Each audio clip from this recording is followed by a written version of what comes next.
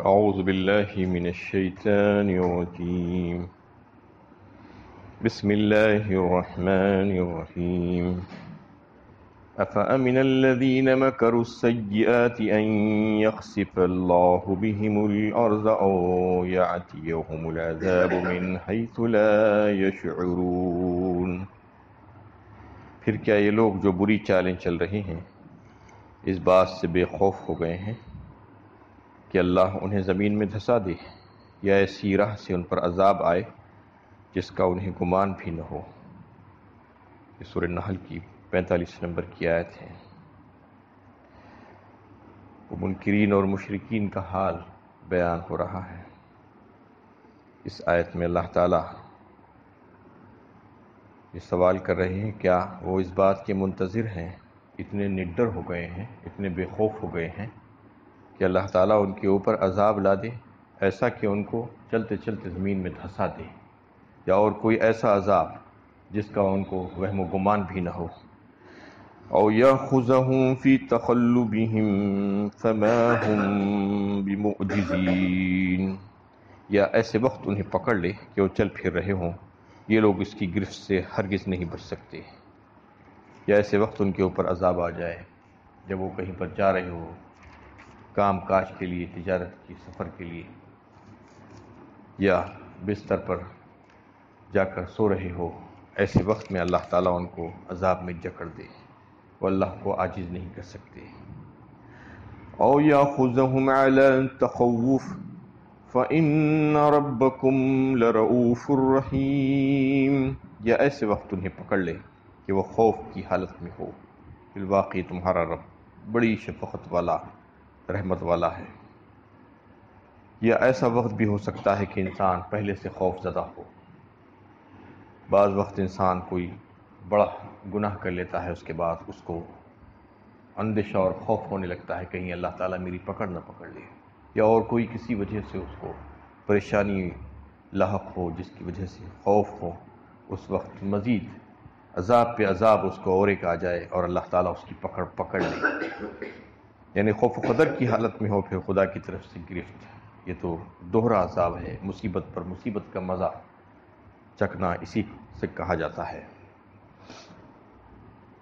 اس آیت کے نزول کے چند سال بعد ہی مکے کے جو مشرکین تھے ان کو ایسے عذاب سے دوچار ہونا پڑا۔ جنگ بدر کے خوف و خطر کی حالت تھی جس میں مسلمانوں کی تلوار کافروں پر قہر الہی بن کر گری۔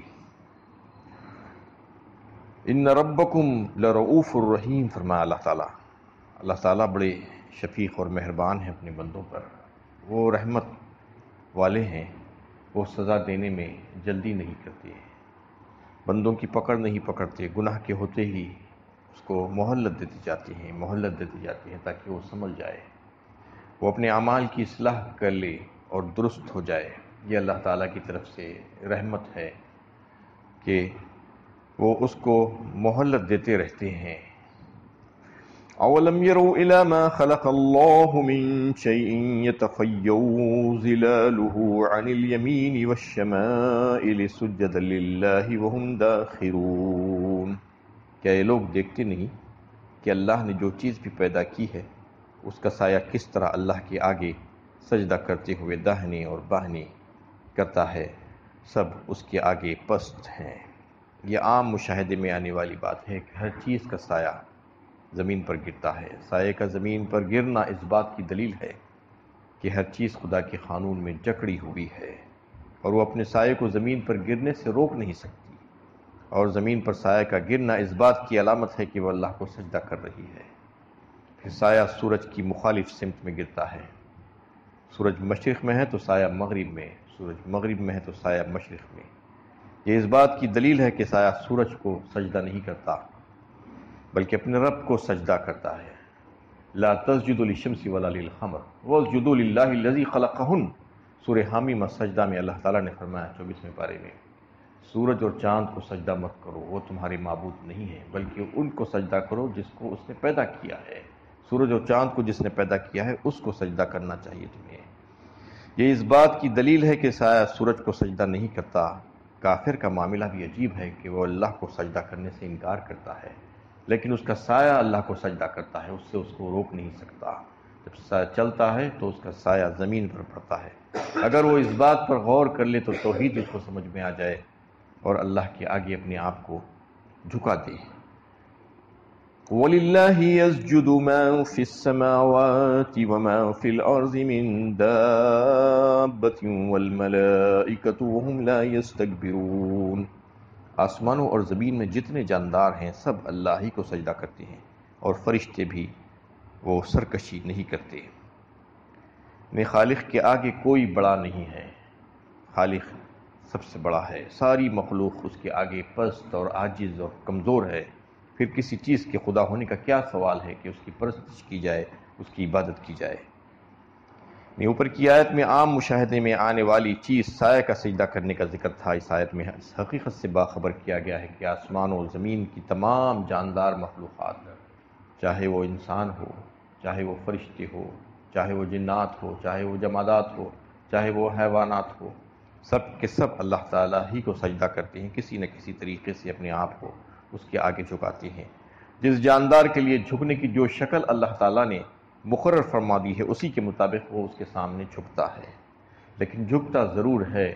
وَإِن مِّن شَيْءٍ إِلَّا يُسَبِّحُ بِحَمْدِهِ وَلَٰكِن لَّا تَفْقَهُونَ تَسْبِيحَهُم، فرمایا سورہ کہف میں اللہ تعالیٰ نے بتایا کہ ہر چیز، ہر شے جو ہے اللہ تعالیٰ کی تسبیح بیان فرما رہی ہے، وہ اپنے اپنے انداز میں تسبیح بیان کر رہی ہے، تم اس کا فہم نہیں رکھتے، تم اس کا شعور نہیں رکھتے۔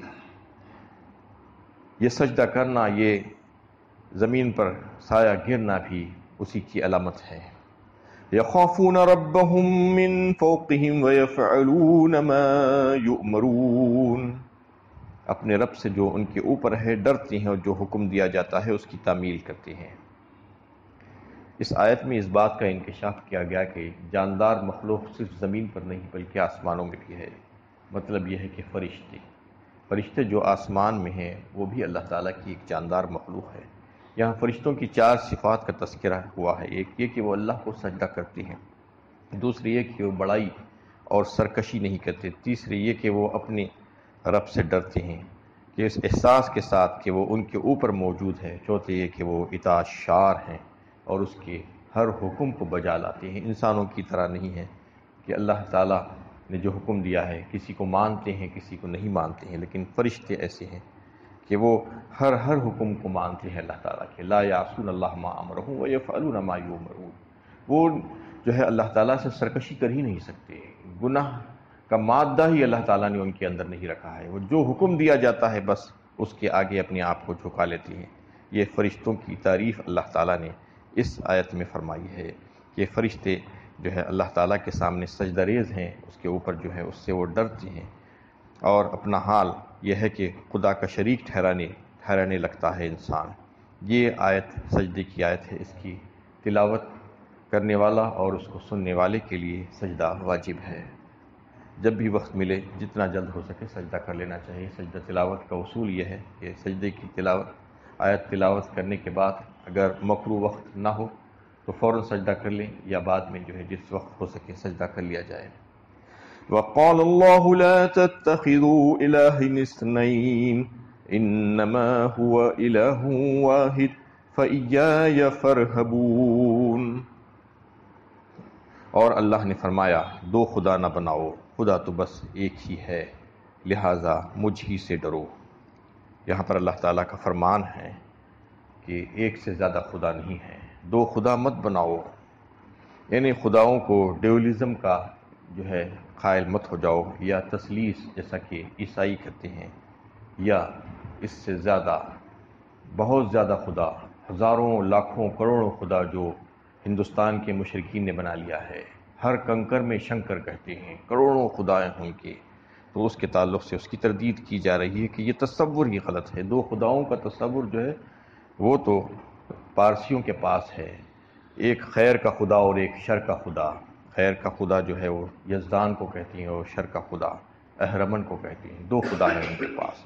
دنیا میں وہ کہتے ہیں کہ خیر اور شر کی جو کشمکش چل رہی ہے اس کی انہوں نے فلسفیانہ توجہ یہ کی کہ خیر کا خدا الگ ہے اور شر کا خدا الگ ہے، گویا دو خداؤں میں کشمکش جاری ہے، اور انسان بلا وجہ اس کشمکش کو کمزوری کو ظاہر کرتا ہے، کیونکہ ایک خدا بھی اتنا طاقتور نہیں ہے کہ دوسرے خدا پر حاوی ہو جائے۔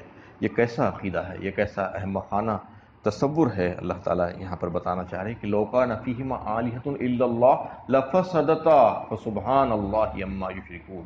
سورہ انبیاء 17ویں پارے میں فرمایا کہ اگر ایک سے زیادہ خدا ہوتے تو فساد برپا ہو جاتا، اس دنیا کا نظام درہم برہم ہو جاتا۔ یہ دنیا کا نظام جو بہترین طور پر چل رہا ہے، کسی چیز میں کوئی ڈسٹربنس نہیں ہے، اس کی وجہ یہ ہے کہ اس کائنات کا چلانے والا مدبر کائنات صرف اور صرف ایک ہی ہے، اس کا پیدا کرنے والا اور اس کو چلانے والا ایک ہے، اس لیے لڑائی جھگڑا نہیں ہو رہا ہے۔ جہاں پر ایک سے زیادہ ہوتی ہیں وہاں پر لڑائی جھگڑا شروع ہو جاتا ہے، یہ اس بات کی دلیل ہے۔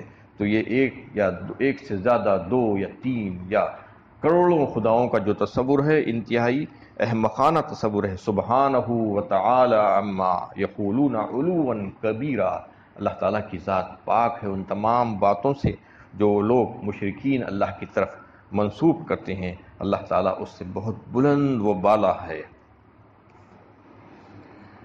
وَلَهُ مَا فِي السَّمَاوَاتِ وَالْأَرْضِ وَلَهُ الدِّينُ وَاصِبًا أَفَغَيْرَ اللَّهِ تَتَّقُونَ۔ اسی کا ہے جو کچھ آسمانوں اور زمین میں ہے، اسی کے لیے ہے لازمی اطاعت، پھر کیا تم اللہ کو چھوڑ کر اوروں سے ڈرو گے؟ یعنی زمین و آسمان میں جتنی چیزیں ہیں وہ سب کی سب اللہ ہی کی ہیں، اللہ ہی کی ملک ہے، اللہ ہی نے ان تمام چیزوں کو پیدا فرمایا ہے اور اس کا مالک وہی ہے۔ اس کا مطلب یہ ہے کہ عبادت بھی اسی کی ہونی چاہیے جس نے اس کو پیدا فرمایا ہے۔ اور فرمایا گیا کہ وَلَهُ الدِّينُ وَاصِبًا، اور دین اور اطاعت اور عبادت ہمیشہ کے لیے صرف اور صرف اللہ ہی کی ہونی چاہیے، کسی اور کی نہیں ہوئی جا سکتی۔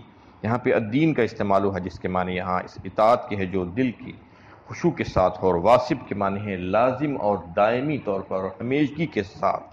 مطلب یہ ہے کہ اللہ کی لازمی اور مستقل اطاعت اس کا حق ہے، نہ یہ اطاعت نہ وقتی ہے اور نہ کسی کی اپنی پسند پر موقوف ہے، بلکہ بندہ ہونے کی حیثیت سے انسان کا جو تعلق اپنے رب کے ساتھ ہے، اس نوعیت کے ساتھ اس کی اطاعت ہونی چاہیے، اس کی دل کی گہرائیوں میں اس کی توحید ہونی چاہیے جو اللہ تعالیٰ نے اس کے پاس رکھی ہے، اس کا اظہار بھی ہونا چاہیے، نہ کہ محض رسمی ضابطہ بندی کی حد تک۔